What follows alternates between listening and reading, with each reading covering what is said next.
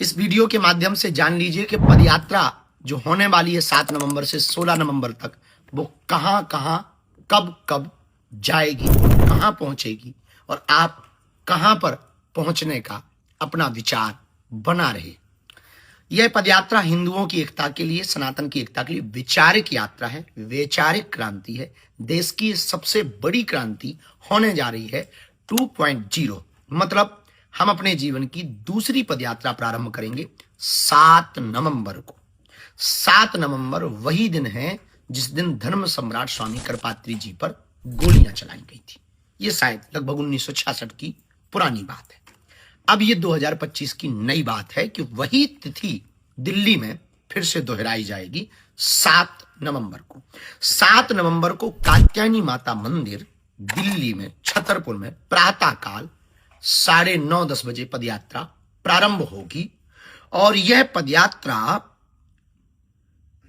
7 तारीख को जीरखोद मंदिर में पहुंचेगी। जीरखोद मंदिर में रात्रि विश्राम होगा और यहां पर भोजन होगा।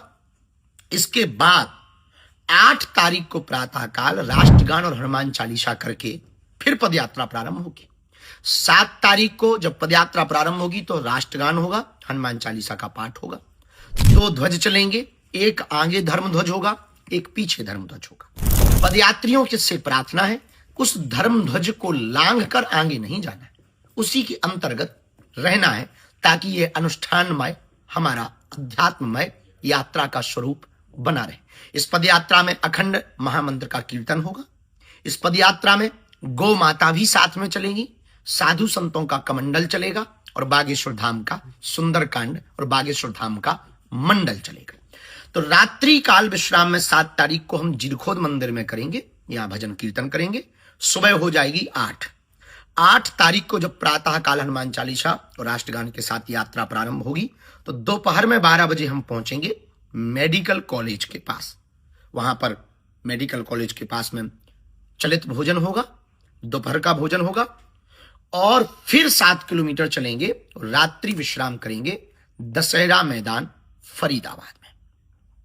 8 तारीख की रात पूरी विश्राम जब वहां कर लेंगे तो लग जाएगी तारीख 9 और 9 तारीख को प्रातःकाल फिर पदयात्रा प्रारंभ होगी जो दोपहर काल में फरीदाबाद से बल्लभगढ़ मंडी पहुंचेगी। वहां पर भी भोजन होगा, चर्चा होगी, थोड़ा विश्राम होगा और हिंदू एकता के लिए संकल्प दिला करके फिर दोपहर में भोजन करके हम लोग चल पड़ेंगे बल्लभगढ़ मंडी से और 9 तारीख को रात्रि में पहुंच जाएंगे सीकरी, जहां अग्रवाल जी की भूमि है। वहां पर रात्रि विश्राम करेंगे, आध्यात्मिक चर्चा करेंगे, संतों के उद्बोधन होंगे और सांस्कृतिक कार्यक्रम होगा और रात्रि विश्राम करेंगे। तारीख लग जाएगी तब 10 दूसरे दिन। फिर सुबह वही हनुमान चालीसा, सुंदरकांड और सीकरी से पदयात्रा को उठाया जाएगा और दोपहर में 10 तारीख को पहुंचेंगे हम पृथला, जहां लूथरा जी की भूमि है। वहां पर भोजन पाएंगे, संवाद करेंगे और लोगों से मिलेंगे, रास्ते में भी मिलेंगे, चलते चलते भी मिलेंगे और वहां भी पृथला में मिलेंगे। 10 तारीख को फिर हम 7 किलोमीटर पृथला से चलने के बाद पहुंचेंगे पलवल। पलवल में 10 तारीख को सेकेंडरी स्कूल में होगा विश्राम। वहां भी सांस्कृतिक कार्यक्रम होगा, भोजन होगा और जो पदयात्री हैं उनके साथ संवाद होगा कि कैसा आपका अनुभव रहा इस चौथे पड़ाव पर। 5वें पड़ाव की पदयात्रा प्रारंभ होगी प्रातःकाल 7 बजे 11 तारीख को और 11 नवंबर को यह पदयात्रा पलवल से जब चालू होगी तो पलवल के आगे 7 किलोमीटर बाद एक शुगर मिल है, वहां पर यह दोपहर के भोजन के लिए रुकेगी और दोपहर का भोजन होगा, लोगों से संवाद होगा, सामाजिक समरसता की चर्चा होगी, वैचारिक बातें होंगी और भारत को समृद्ध बनाने के लिए, हिंदू राष्ट्र बनाने के लिए हम सब प्रण लेंगे। फिर 11 तारीख को रात्रि में पहुंचेंगे 7 किलोमीटर की पदयात्रा फिर करके। एक दिन में लगभग 15 किलोमीटर की यात्रा है टोटल। 7 किलोमीटर पर पहला विश्राम और रात्रि विश्राम फिर 11 तारीख को होगा मित्रौल में, जहां प्रधान जी का भूमि है। वहां पर 11 तारीख को रात्रि में पहुंचेंगे, जहां सामाजिक समरसता का भोज किया जाएगा। पदयात्रा पहुंच जाएगी फिर 6वें पड़ाव पर और तारीख बदल जाएगी और तारीख हो जाएगी 12 तारीख को प्रातःकाल मित्रौल से हनुमान चालीसा और राष्ट्रगान गा करके आगे बढ़ेंगे। और जब आगे बढ़ेंगे तो 7-8 किलोमीटर की यात्रा करके पहुंचेंगे हम लोग बंचारी, जहां जेबीएम जगह है। वहां 12 तारीख हो गई होगी। 12 तारीख को जेबीएम बंचारी में दोपहर के भोजन में विश्राम करेंगे, संवाद करेंगे और फिर इसके बाद में लोगों को मिलते हुए ब्रिज की तरफ बढ़ना प्रारंभ हो जाएगा पूरे बागेश्वर धाम के भक्तों का, क्योंकि ये पद यात्रा बालाजी और बांके बिहारी के मिलन की यात्रा है। तो बड़ा उत्साह के साथ जब ब्रिज की तरफ बढ़ेंगे तब पहुंच जाएंगे हम लोग होटल मंडी। और तारीख है 12 तारीख को रात्रि में होटल मंडी पहुंचेंगे। यहां संवाद होगा, सांस्कृतिक चर्चा होगी, संस्कृति पर चर्चा होगी, सनातन पर चर्चा होगी, हिंदुत्व पर चर्चा होगी और हमारी प्राचीन परंपराओं को कैसे जीवंत रखें इस पर चर्चा होगी। तब तक तारीख बदलेगी, रात्रि विश्राम होगा, तारीख बदलेगी और तारीख लग जाएगी 13। बहुत कम समय बचेगा ब्रिज पहुंचने का। और 13 तारीख को जब सुबह प्रातःकाल होटल मंडी से हनुमान चालीसा और राष्ट्रगान गाकर निकलेंगे तो यह पड़ाव होगा 7वां। और दोपहर का भोजन होगा कोट 1 बॉर्डर सेल्स टैक्स पर। वहां पर जो जगह है वहां पर दोपहर का भोजन होगा। 7-8 किलोमीटर चलकर आनंद के साथ बैठेंगे और प्रणाम करेंगे। चलते चलते पदयात्रा रात्रि विश्राम के लिए पहुंचेगी कोसी मंडी। कोसी मंडी में 13 तारीख को रात्रि विश्राम होगा और यहां पर सांस्कृतिक चर्चा वही होगी, संगीत होंगे, भजन होंगे, गीत होंगे, ब्रिज रस होगा, ब्रिज का आनंद होगा।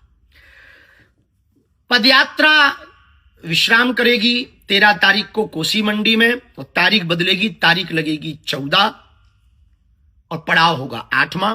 और 14 तारीख को जब सुबह प्रातःकाल कोसी मंडी से हनुमान चालीसा और राष्ट्रगान गाकर निकलेंगे तो 7-8 किलोमीटर चलने के बाद में जो दोपहर का भोजन होगा वो होगा बेकमेट इंडस्ट्री कंपनी के सामने।